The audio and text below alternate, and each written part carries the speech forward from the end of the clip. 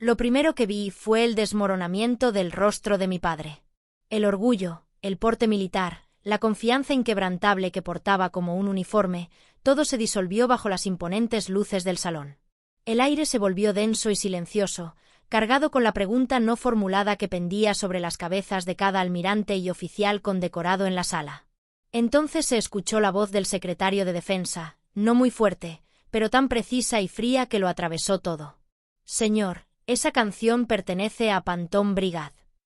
Lo observé desde mi asiento ante el piano de cola, con los dedos aún apoyados en las teclas. Mi expresión era un muro de neutralidad cuidadosamente construido, pero tras él, mi mente iba a 1000 por hora. Vio a una niña tocando una melodía divertida.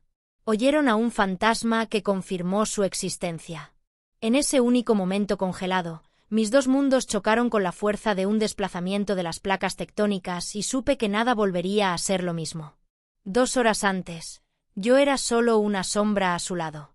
Estaba con mi padre, el capitán retirado Robert Jensen, un hombre cuya identidad estaba completamente ligada a la marina que conocía. Estaba presidiendo la corte, con su voz como un estruendo familiar de viejas historias de guerra y presunción. Cuando se acercó un contraalmirante, mi padre me hizo un gesto de desdén. «Y esta es mi hija, Sara», anunció. «También trabaja para la marina. Empaca periódicos en Fort Mee. Un trabajo bueno y estable. La mantiene alejada de los problemas». Me guiñó un ojo y el almirante me dedicó una sonrisa cortés y ligeramente confusa. Sentí la familiar punzada de la humillación. Otra entrada en el largo historial de mi vida, siendo tratado como una nota al pie. Más tarde, después de cenar, su ánimo se tornó performativo. Vio el piano en el pequeño escenario y una especie de alegría cruel iluminó sus ojos. «Damas y caballeros, un verdadero placer», gritó, asegurándose de tener la atención de las mesas circundantes. Mi hija tenía una voz como la de un pájaro cantor. «Sara, sube. Canta algo. No te avergüences». Se rió, y sus amigos se rieron con él. No era una petición. Era una orden envuelta en una broma diseñada para recordarles a todos, incluyéndome a mí, que yo era su niñita, que estaba ahí para entretenerlo. Cientos de ojos se volvieron hacia mí y pude sentir el peso aplastante de todo, su condescendencia, la expectativa pública, los años de subestimación. Pensó que era una broma inofensiva. Otra oportunidad para tratarme como la nota al pie de la familia. No tenía idea de que acababa de ordenarme romper el protocolo frente a toda la cadena de mando naval. Para comprender el ajuste de cuentas que siguió, hay que comprender las 2 vidas que viví. Para comprender el muro de silencio que construí entre mi familia y mi trabajo. Tienes que entender que realmente hubo 2 versiones de mí. Estaba la versión familiar, la tranquila, decepcionante y común Sara, que era buena con las computadoras. Y luego estaba mi yo real, la persona que vivía y respiraba en el aire silencioso y refrigerado de las instalaciones gubernamentales seguras. La brecha entre esas 2 personas no era solo un malentendido. Era un secreto operativo cuidadosamente guardado. Recuerdo un día de Acción de Gracias, toda la casa olía a pavó y al orgullo desmedido de mi padre. Se situó a la cabecera de la mesa, con la copa en alto, para brindar por mi primo David, que acababa de completar la escuela básica de vuelo. A David, mi padre le repitió con voz potente, un verdadero marino, volando aviones de verdad, la punta de lanza. Todos aplaudieron, y David, bendito sea, lo absorbió todo. Los elogios fueron una manta gruesa y cálida, y yo observé desde el frío, sintiendo el frío familiar de mi propia invisibilidad. Más tarde, durante un momento de calma en la conversación, intenté acortar distancias. Intenté compartir un poco de mi mundo. «Tuve buenas noticias esta semana, la verdad», dije, y mi voz apenas interrumpió la charla posterior a la cena. Aprobé mi examen final de análisis de señales. No les dije que fue un agotador examen oral de 3 días frente a especialistas que intentaron quebrarme, que aprobarlo fue el logro intelectual más difícil de mi vida. Simplemente les ofrecí el titular, esperando un poco de reconocimiento. Mi padre, que estaba comiendo la mitad de una rebanada de pastel, me miró y me dijo. Una palmadita condescendiente en mi mano. «Qué bien, querida. Más gráficos y tablas». Genial. Se volvió hacia mi tío. De todos modos, como decía sobre la vectorización del empuje del F-35. El despido fue tan casual, tan completo, que mi victoria monumental quedó reducida a una tarea clerical. Mientras hablaba, no solo sentí este pequeño desaire, sino el peso de todos los demás. El libro de registro interno lo registraba todo. Recordé los $5.000 que le había dado a mi hermano para una idea de negocio que fracasó en 6 meses, mientras yo trabajaba en 2 empleos en la universidad para reemplazar mi propia computadora portátil. Vi al descubierto todos los años de el dinero escasea y tenemos que apoyar la confianza de tu hermano. Fue entonces cuando mi madre, Eleanor, una mujer que consideraba la paz familiar como una religión y a mi padre como su sumo sacerdote, se inclinó hacia mí. Su susurro estaba impregnado de una familiar y suave tiranía. No compitas, Sara, murmuró, apretándome el brazo. Deja que los chicos tengan su momento. Ya sabes cómo es tu padre. Sus palabras no pretendían consolarme. Querían corregirme. Me recordaban mi papel. Ser silencioso, ser pequeño, no hacer olas. Para mi padre, yo era el comandante Kvoard, un apodo divertido que parecía menos afecto y más una marca grabada en mi piel. Ahora déjame mostrarte mi otra vida. Imagínate una habitación sin ventanas, enterrada tan profundamente que puedes sentir el peso de la tierra sobre ti. La única luz es el frío resplandor azul de los monitores. Y el único sonido es el zumbido constante y sordo de los servidores y los aires acondicionados industriales. Este era mi santuario. Esta era mi verdadera oficina. Y en esa habitación, yo no era el comandante Kvoard. No era pequeño. Me encontraba frente a un panel de oficiales de bandera, el tipo de hombres de los que mi padre hablaba con reverente admiración. Yo era más joven entonces, pero me sentía antiguo en esa habitación. Entre ellos se encontraba el general Hall, un almirante de 4 estrellas cuyos ojos cansados no perdían absolutamente nada. Detrás de mí, una enorme pantalla no mostraba gráficos ni diagramas, sino líneas en cascada de código sin procesar interceptadas desde la red satelital de una nación hostil. Fue una tormenta digital, un muro de ruido diseñado para ser impenetrable. Señalé una secuencia específica. El parloteo no es ruido, dije con voz firme y clara. Es un patrón. Su sistema usa una clave de cifrado cuántico, una muy buena. Pero cometieron un error. Hice zoom sobre una cadena parpadeante de datos. Hay una frecuencia armónica en la estática. Una señal fantasma. Es un eco algorítmico que no tuvieron en cuenta. Puedo usarlo para crear una clave. Podemos entrar. El silencio que siguió no se parecía en nada al silencio en la mesa familiar. Este era el silencio de un intenso cálculo. Esto era respeto. El general Hall se inclinó hacia adelante y su mirada se fijó en mí. Comandante, dijo, y el título no era una broma. Era la constatación de un hecho. ¿Estás seguro? Su pregunta no era un desafío. Era la última comprobación antes de desatar un huracán. Lo miré a los ojos sin pestañear. No estoy adivinando, general. Estoy interpretando la música. Ese día, mi análisis evitó una crisis geopolítica y condujo a la creación de una nueva dirección altamente clasificada. No teníamos nombre oficial, pero los servicios de inteligencia tenían rumores. Nos llamaban la Brigada Fantasma. La música que leí se convirtió en la base de nuestro trabajo. Y la canción que mi padre me obligó a cantar en la gala, ese era nuestro himno, nuestro apretón de mano secreto. La llamamos la llave del juglar, una melodía simple y cautivadora cuya letra formaba un dispositivo neumático, la raíz misma de un algoritmo de descifrado que podría desbloquear nuestras comunicaciones más seguras. Era una pieza viva de información clasificada, conocida por menos de una docena de personas en el planeta.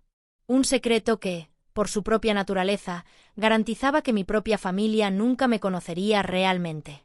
Durante años, mantuve mi mundo separado. Les hice creer que era una secretaria glorificada porque era más fácil que explicar un trabajo que, por ley, no podía describir. Pero esa noche, mi padre no solo me estaba insultando, me estaba ordenando que pusiera en riesgo a toda la comunidad de inteligencia por una risa barata. Solo respetaba las reglas de su mundo, rango, protocolo y poder. Entonces, decidí que finalmente les hablaría en el único idioma que ellos. Comprendido. Mientras mi padre estaba allí, sonriendo y señalando el piano, sucedió algo extraño. El ardor y familiar aguijón de la humillación que me había acompañado durante años empezó a enfriarse. Se desvaneció, dejando tras de sí algo frío, silencioso e intensamente claro. Toda la emoción desapareció de mí y mi entrenamiento tomó su lugar.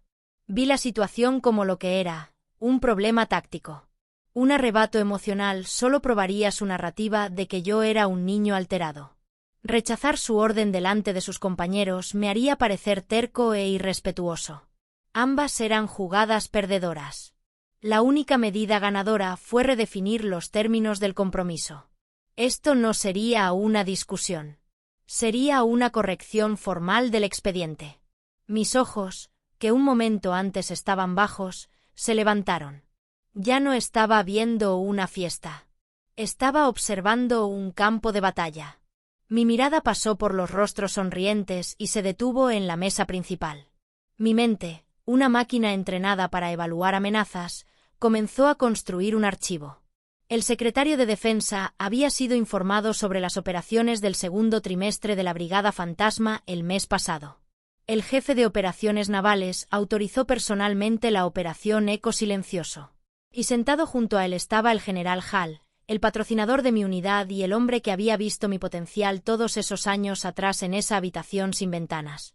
La revelación me golpeó con la fuerza de una descarga eléctrica. Mi padre, en su magnífica y cegadora arrogancia, había reunido el único jurado del mundo que podría comprender mi testimonio. El plan no se formó lentamente. Simplemente apareció, completamente formado y perfecto. Podría cantar una melodía de espectáculo y desempeñar el papel de la hermosa hija. Podría cantar el himno de la Marina y ser patriota. Pero ambas opciones eran una forma de rendición. No. Yo interpretaría la clave del juglar. Para el 99% de la sala, sería una canción popular extraña y olvidable. Pero para ese 1% sentado en la mesa principal, sería el equivalente a quitarle el seguro a una granada en el centro de la habitación. Fue un riesgo monumental, un baile al borde de romper el protocolo. Pero los años en los que me hicieron sentir pequeño finalmente me hicieron superar el punto de cautela. Me invadió la calma. La tensión de mis hombros se alivió y miré directamente a mi padre. Incluso logré esbozar una pequeña sonrisa serena. «Está bien, papá», dije con voz tranquila. «Te cantaré». Él sonrió radiante, pensando que había ganado. Me condujo hasta el piano como si fuera un Pouni premiado. No tenía idea de que no me estaba llevando a una actuación, sino a una reunión informativa, y él estaba a punto de ser el protagonista. Me senté al piano. La madera pulida estaba fresca bajo las yemas de mis dedos. Un silencio respetuoso cayó sobre el gran salón de baile del Museo Naval, el tintineo de las copas y el murmullo de las conversaciones se fueron apagando. Mi padre estaba de pie junto al piano, con el pecho inflado de orgullo. En su mente, este era su momento, una demostración de su encantadora familia para que todos sus antiguos colegas la vieran. Me hizo un pequeño gesto con la cabeza, como un rey que le concede permiso a su bufón de la corte para comenzar. Respiré profundamente para tranquilizarme. No era por nervios. Era la misma respiración que tomaba en los momentos de silencio antes de que comenzara una operación. Era una respiración para concentrar la mente. Luego comencé a jugar. La melodía era sencilla, casi una canción de cuna, pero era inquietante. Resonó en la enorme sala de techos altos, un hilo de sonido silencioso en un mar de silencio. Mi voz, cuando empecé a cantar, no era performativa. Estaba claro, tranquilo y completamente desprovisto de emoción. Fue una recitación, una señal. La marea sube en una noche sin luna. Algunas personas sonrieron cortésmente. Mi padre sonrió radiante. El fantasma observa con segunda vista. Y ahí fue cuando empezó. En la mesa principal, vi al general Hall, que estaba bebiendo brandy, quedarse congelado en pleno movimiento. Sus manos se detuvieron, el vaso permaneció perfectamente quieto y sus ojos se fijaron en mí. Unos asientos más allá, el jefe de operaciones navales, que se llevaba un tenedor a la boca, lo bajó lentamente hasta que hizo un suave clic contra su plato. El sonido era como un martillo cayendo en el silencio sepulcral. Sus máscaras profesionales, las expresiones educadas y distantes de los hombres en el poder, habían desaparecido. En su lugar había una mirada de alarma cruda y pura. El ambiente jovial de la gala no se desvaneció sin más. Se extinguió en un instante. Sostuve sus miradas mientras cantaba las últimas líneas, sin que mi voz vacilara. La campana silenciosa suena una vez para ti, pero nunca suena para ti ni para mí. La última nota quedó suspendida en el aire por un momento y luego se desvaneció. El silencio era absoluto. No era el silencio del aplauso cortés que estaba a punto de ocurrir. Era una cosa pesada y sofocante, llena de preguntas no formuladas y del peso repentino y aterrador de la autoridad. El tiempo parecía estirarse y deformarse. Y luego el secretario de Defensa actuó. No solo giró la cabeza. Giró todo el cuerpo en la silla, un movimiento lento y pausado, hasta quedar frente a mi padre. Él me ignoró por completo. Para él yo era alguien conocido. Mi padre, sin embargo, era una variable desconocida que acababa de caer en un campo minado. Cuando el secretario habló, su voz era peligrosamente baja, pero se oyó en toda la sala. Capitán Jensen utilizó su rango de retirado con escalofriante formalidad. No era un discurso entre pares. Era un superior dirigiéndose a un subordinado. ¿Dónde aprendió tu hija esa canción? Mi padre, todavía feliz y catastróficamente ajeno a todo, dejó escapar una risita nerviosa. Ah, eso, dijo, haciendo un gesto de desdén con la mano. Una tontería que se inventó hace años. Siempre estaba garabateando cosas. Esa.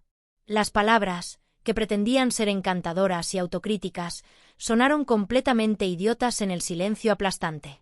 Eran las palabras de un hombre que explicaba el dibujo de un niño a un panel de críticos de arte. El rostro del secretario se endureció y sus ojos se convirtieron en trozos de hielo. Señor, dijo, y esa sola palabra fue una contradicción directa, una reprimenda formal a toda la declaración de mi padre. Esa canción pertenece a Phantom Brigade. Hizo una pausa y dejó que el nombre se instalara en la habitación. Es una señal de reconocimiento para una de nuestras direcciones de inteligencia más sensibles. Es información operativa clasificada. Otra pausa. Esta aún más condenatoria. No es ninguna tontería y, desde luego, no es inventado. El color desapareció del rostro de mi padre. Parecía como si le hubieran dado un golpe. Brigada Fantasma, balbuceó. El nombre se le quedó atascado en la garganta como un cristal roto. Pude ver los engranajes girando en su mente. Era un marino. Conocía los rumores, las historias de fantasmas sobre la unidad de guerra cibernética que luchaba y ganaba guerras desde habitaciones sin ventanas, cuyos miembros eran las leyendas invisibles del ejército moderno. Su mirada pasó del rostro furioso y frío de la secretaria al mío, que seguía sentado al piano, y lo vi en sus ojos. Por primera vez en mi vida, él realmente me estaba viendo. No era Sara, ni su pequeña hija, ni el comandante Kboard, sino un oficial, un agente. Los apodos despectivos, los chistes condescendientes, los años en que fue ignorado, podía verlo todo reflejado detrás de sus ojos. Toda una vida de su propia ignorancia desarrollada en un montaje horroroso. Su cuerpo reaccionó antes que su mente. El orgulloso padre desapareció y toda una vida de entrenamiento tomó el relevo. Enderezó la espalda y cuadró los hombros, no por orgullo, sino la postura rígida e involuntaria de un subordinado que recibe una reprimenda de un oficial muy superior. Mi padre había pasado toda mi vida preguntándome sobre historia y protocolo naval. Al final, solo le bastaron 21 palabras para aprender la regla más importante. Nunca, jamás comprometas a un fantasma. En el silencio que siguió al juicio del secretario, el general Hall se levantó de su silla. Se movía con el propósito enérgico e innegable de un hombre acostumbrado a tomar el control de situaciones caóticas. Él no miró a mi padre. Caminó directamente hacia mí, al piano. Su voz era baja, urgente y solo para mis oídos. «Comandante», dijo, y el sonido de mi rango real se expresó con mucha claridad. En ese espacio se produjo una ruptura final, definitiva, con la vieja realidad. «Camina conmigo ahora». Puso una mano firme, pero no desagradable, sobre mi codo y me puse de pie. No fue una sugerencia. Fue una extracción. Me alejó del piano, me alejó de los escombros de la percepción de mi familia. Cuando pasamos por la mesa principal, el secretario de Defensa me miró a los ojos. Él me dirigió un único y sutil asentimiento. No fue una disculpa por el desorden público. Fue un reconocimiento, una señal de respeto de un profesional hacia otro, una confirmación silenciosa de que se había hecho una corrección de rumbo necesaria, aunque dolorosa. No me resistí. Dejé que el general me guiara hacia la salida, hacia mi mundo real. Me permití una última mirada hacia atrás. Mi padre todavía estaba allí de pie, un